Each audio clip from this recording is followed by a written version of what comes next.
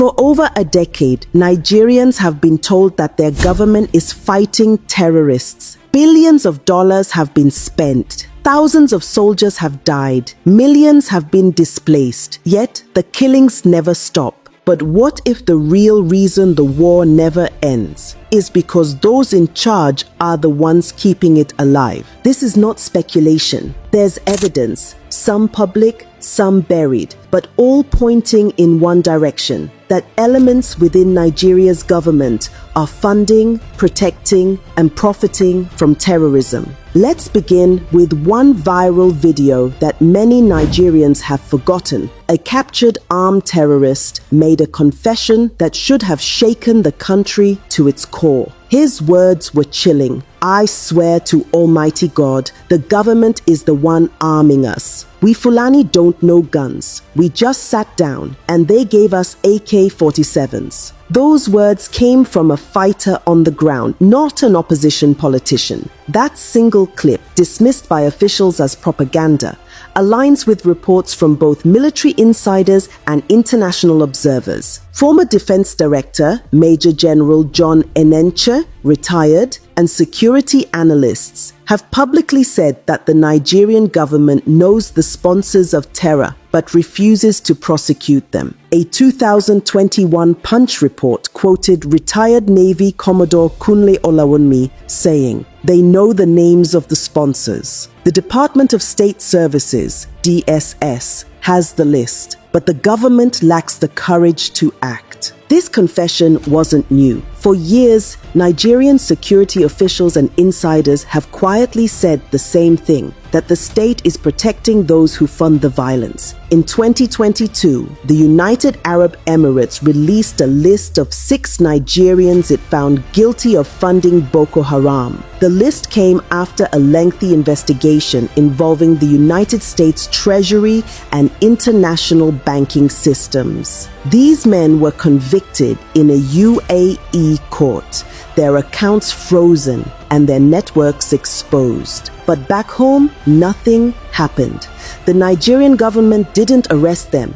It didn't even open a local investigation. The U.S. Treasury Department publicly released the same names under its sanctions list, warning that these individuals were operating with the knowledge of high-level political cover. Still, nothing. That silence was not an oversight. It was a decision. Terrorism is expensive. Guns, vehicles, logistics, ransom payments, they all cost money. And that money doesn't move through the desert. It moves through banks. According to Premium Times and Reuters, Nigerian banks have handled suspicious transactions linked to ransom payments, gold smuggling, and arms importation. The United States even shared intelligence with Nigeria's financial agencies, identifying accounts suspected of terrorism financing. But no prosecutions followed. The Economic and Financial Crimes Commission, EFCC, knows the accounts. The Department of State Services, DSS, knows the names. Yet no one acts. Because in Nigeria, terrorism isn't just a crime, it's a business. It doesn't stop there.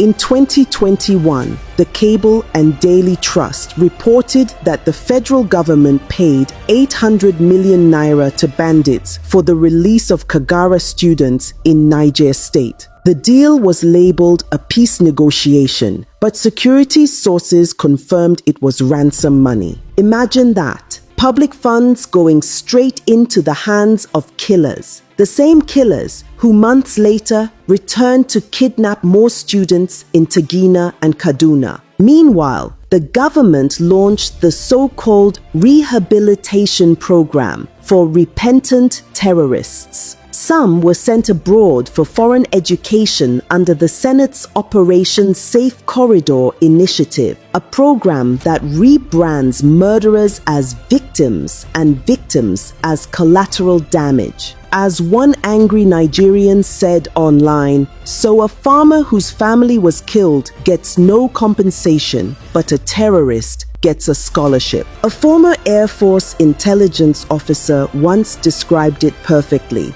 This government is fighting terrorism with one hand and feeding it with the other. The deeper you look, the clearer it becomes that this is not negligence, it's partnership. In 2021, Nigeria's Minister of Communication, Isa Ali Pantami, faced global outrage after reports surfaced of his past sympathies for jihadist groups. Old sermons where he praised Al-Qaeda and the Taliban resurfaced, and citizens demanded his resignation. He admitted making mistakes, but remained in office, shielded by the presidency. To the international community, this was a red flag. A man once accused of sympathizing with global terror networks remained part of the same government claiming to fight terrorism. Or Lai Mohammed, the then Minister of Information, who in 2023 publicly admitted that Christians were indeed being targeted in Nigeria, effectively confirming what the government had denied for years. Yet again, no action followed.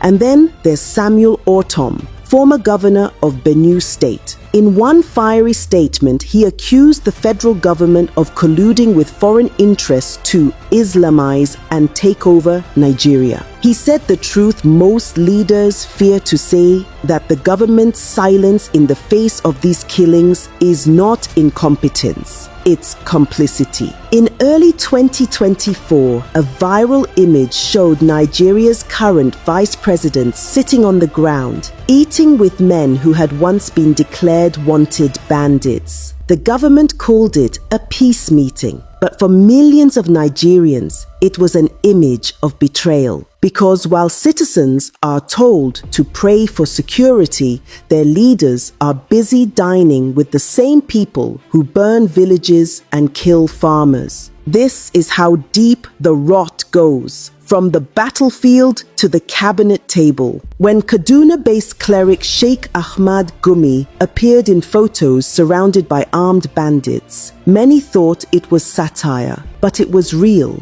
He openly advocated for negotiations, claiming bombing bandits will only worsen killings. Gumi even called the US an enemy of Nigeria for proposing airstrikes against terrorists. Instead of arresting him, the government gave him safe passage. That image, a cleric sitting comfortably among men with AK-47s, captures Nigeria's biggest scandal: the merging of state power, religion, and armed violence. While killers get meetings and rewards, journalists, protesters, and whistleblowers get threats. Protesters labeled as terrorists to the arrests of activists who expose corruption. The government's priorities are clear. The real enemies in their eyes aren't the ones holding guns, but the ones holding truth. What we are seeing in Nigeria today is a cycle: terrorists attack civilians. The government releases statements and allocates new security budgets.